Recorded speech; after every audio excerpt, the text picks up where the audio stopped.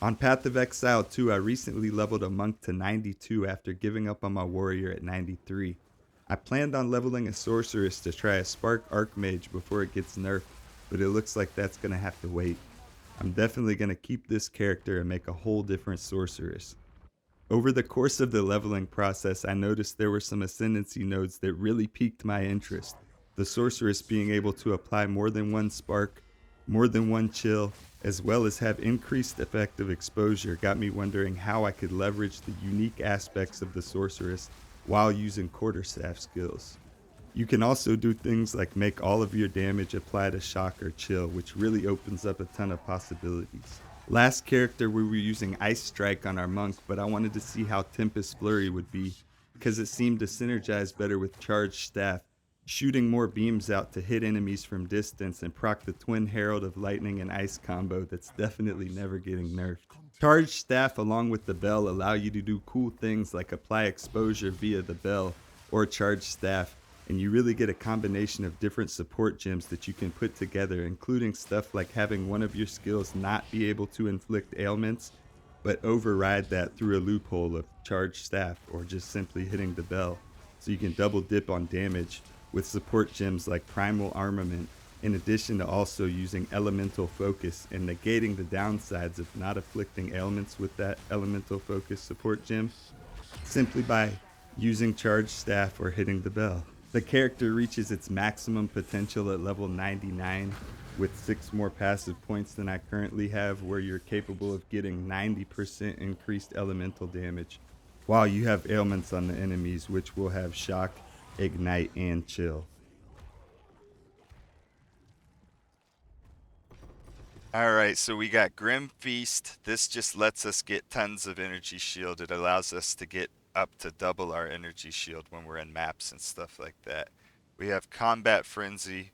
Gain a frenzy charge when you freeze, electrocute, or pin an enemy. We're going to be freezing them, which allows us to activate our charged staff, which also requires us to have this resonance notable in order to get frenzy charges. Wind Dancer. We have Wind Wave on there, so when we get hit, stunned, or whatever, we can knock the enemies back a little bit, buy us a little bit of time, possibly. We have Charged Staff. We've got Persistence, just so it has more uptime. We've got Execute, so it does 40% more damage with hits against low life enemies, which I think is below 35%, yeah. Then we have Maim, which causes the enemies to have slower movement speed and less evasion rating. Then we have Shock Siphon, recover 4% of energy shield when a supported skill deals a killing blow to a shocked enemy. That can be just nice for the mapping. Then we got Herald of Ice, which has Coursing Current, Overcharge, Magnified Effect, Innervate, and Lightning Infusion, so it's doing lightning. The Herald of Thunder is literally doing cold damage with cold infusion, and then it's got long shot, ambush, glaciation, and ice bite. A lot of people are using this twin herald combo because it just blows up the whole screen, with your ice doing lightning damage and then your thunder strikes coming down and just shattering stuff. Then we got Tempest Flurry, we got Martial Tempo, Concentrated Effect, Primal Armament, Inspiration. This just lets us spam it like crazy. And then Lightning Exposure to apply Lightning Exposure. So, like, we can literally just spam this all day long. We're never going to run out. We're never going to run out. And then we have this mana flask. If we did run out, we could just hit the flask, instantly recover the mana, keep spamming. And the damage that you take from the flask doesn't matter because we're Chaos Inoculation. So that's the Tempest Flurry setup. You could swap Lightning Exposure over to the Tempest spell and then put Elemental Focus, like how I was talking about, you can double dip, and your sheet DPS is going to go up a lot. But I kind of like not having that, having Lightning Exposure on here, because the Tempest Flurry and the Charged Staff are hitting the enemies, causing Lightning Exposure. I don't want my Lightning Exposure to have to be reliant on the bell. I find it better like this, even though you can get more damage. This DPS is, and it's before everything even ramps up as well. This is enough to be one-shotting everything anyways. That's just the way that I see it. Then we have Tempest Bell Overbearance to get another bell. If you have two bells, you're just basically doubling your damage. Super critical, just more crit damage bonus. Inevitable critical, strip away so that the exposure is going to be stronger applying to them. We're applying the exposure via the bell, but through the Tempest Flurry that's hitting the bell and reflecting it off. So we're basically just using this to synergize and get more out of that. And then Elemental Focus, I just have it on the bell. You could, there's maybe an argument that it's better to put it on here, and you could maybe even take away this reduced cost of Tempest Flurry and still be fine with your mana, and then you could hit your flask and refill like that and have a harder hitting attack. And then just you could even throw lightning exposure on your bell and then put inspiration on here, because you don't even have to have this mana flask. Literally just having a good mana flask like this one right here that I have in my stash.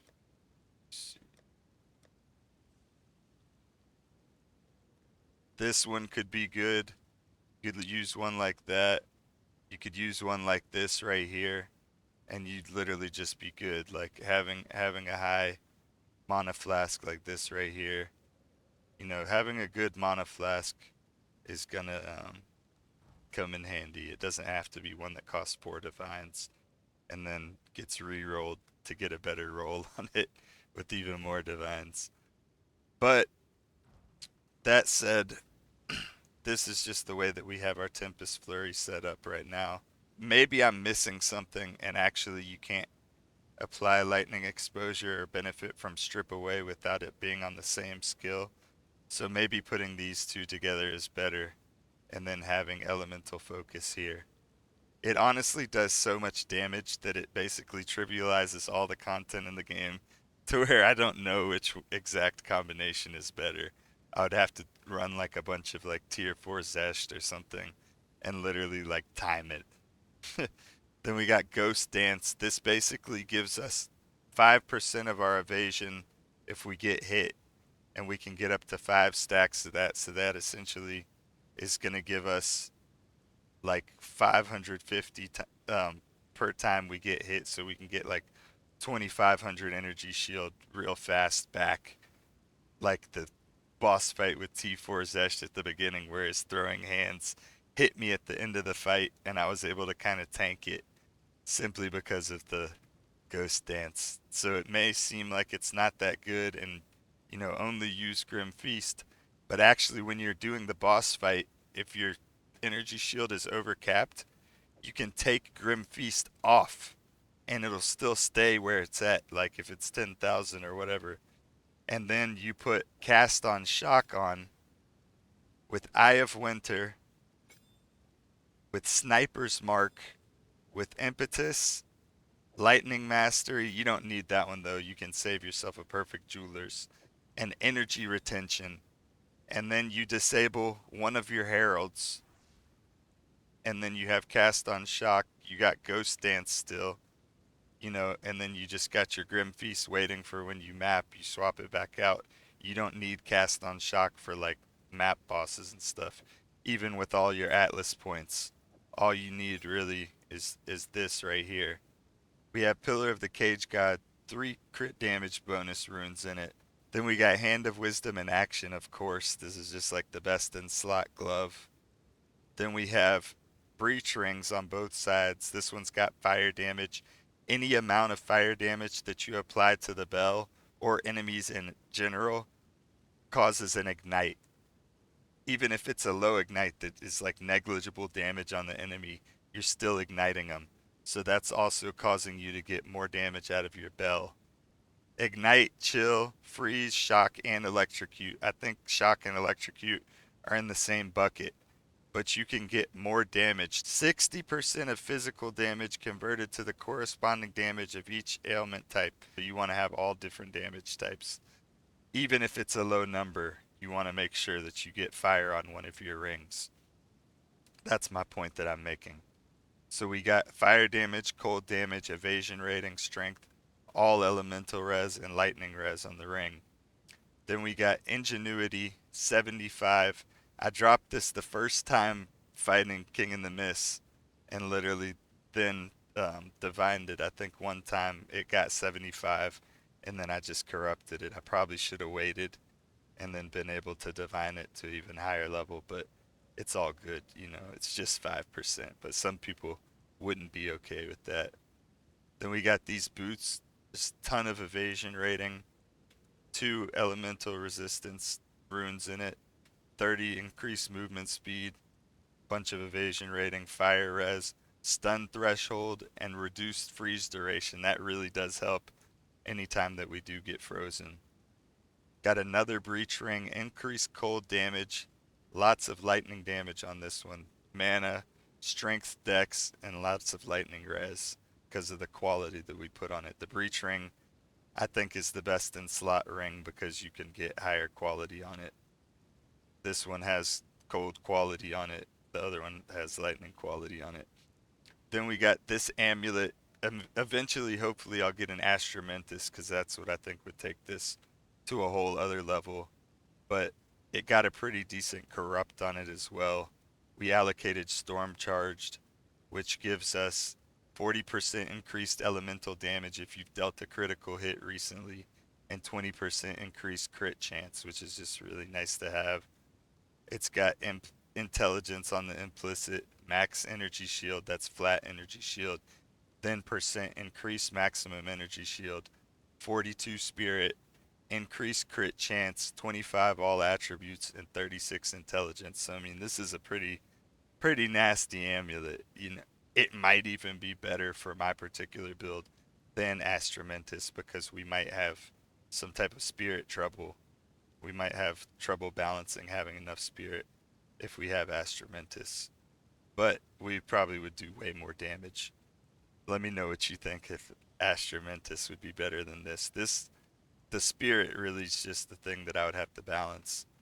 Then we got this chest piece which also has spirit because we need spirit. We were previously running the unique helmet that gives you 100 spirit on this build, but we wound up switching some things around. We were running Ghost Wrath as well, but we're just able to get way better evasion rating with a chest like this, and we can get spirit on it and so many other things.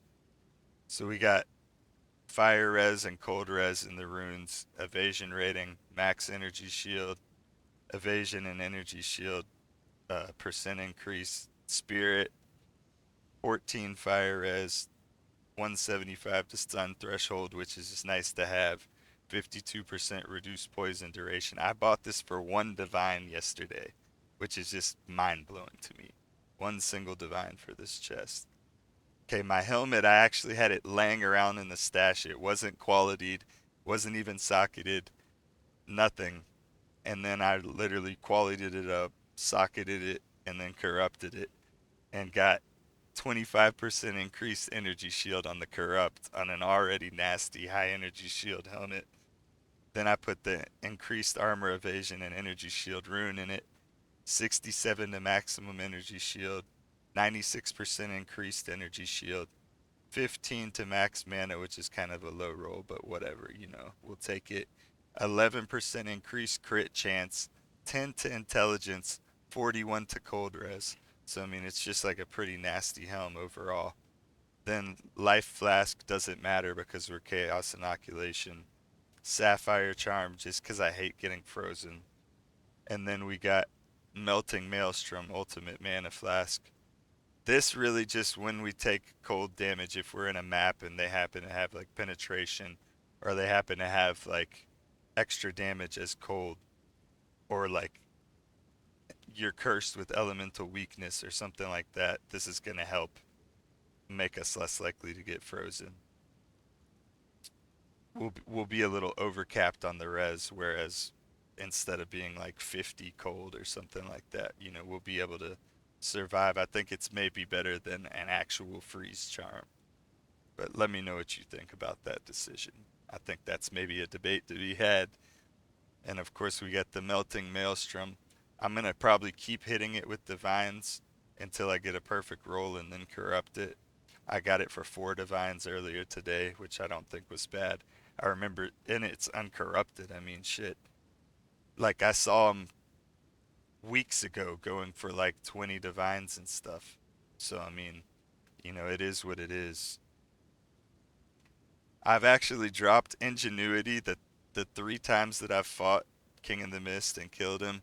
I dropped ingenuity every single time, and 2 of the times I literally just went and traded it. Easy, quick, 13 divines.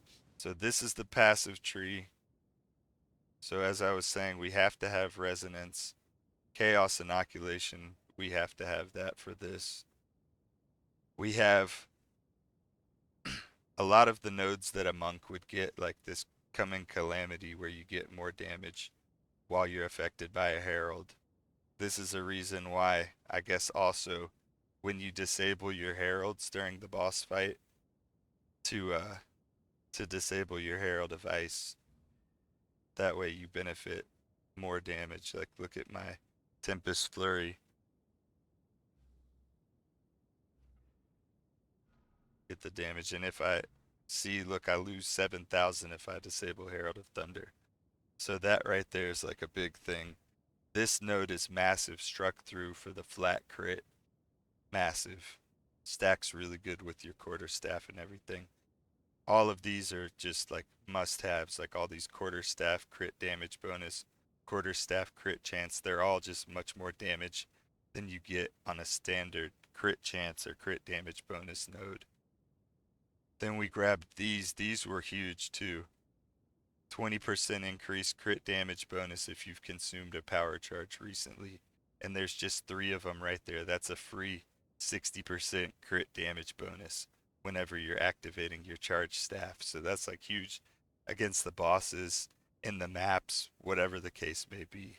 The big kicker for this build too is we have adorned. So we have a 65% adorned.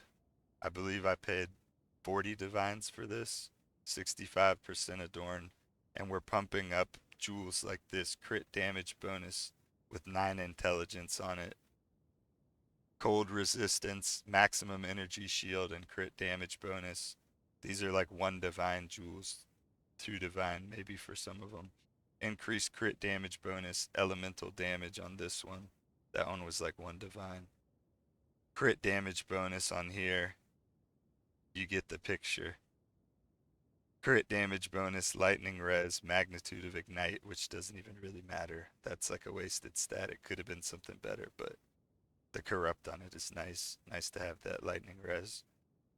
So that's this. I have tried versions with like more jewels, but I think this is actually better.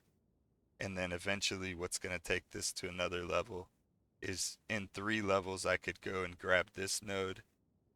This would be cool, but I think the one that's going to really make a big difference is coming over here, and I need 6 points to grab all of them. But in 3 levels, I can grab 30% increased elemental if you've shocked an enemy recently, and then 2 levels after that, 30% increased elemental damage if you've chilled an enemy recently, and then 30% if you've ignited an enemy recently. We're always doing that. So that's a free 90% damage increase. So that's going to be massive, but we basically have to be level 99 to have that.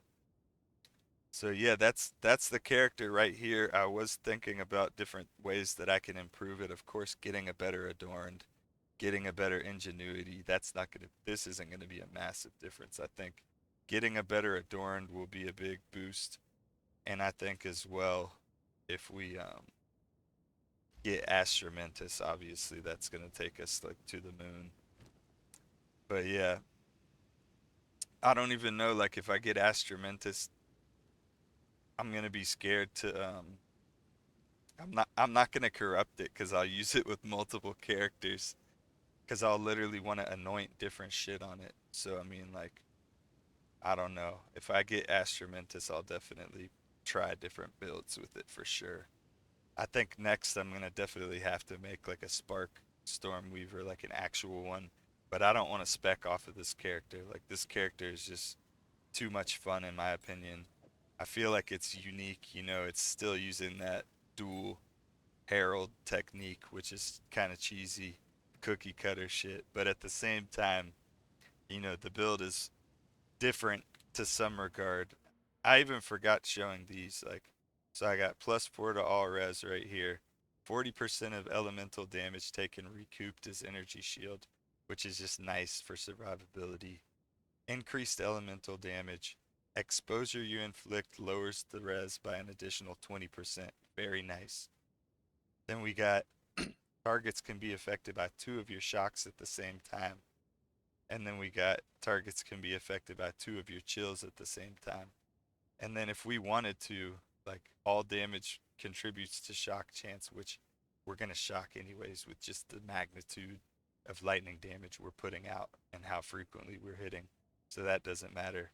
I have tried this one though, and this does make enemies freeze faster, Shaper of Winter, but it almost does it so fast that you literally start having corpses just frozen in place in front of you, body blocking. So I didn't like it as much. I took these two nodes instead of that.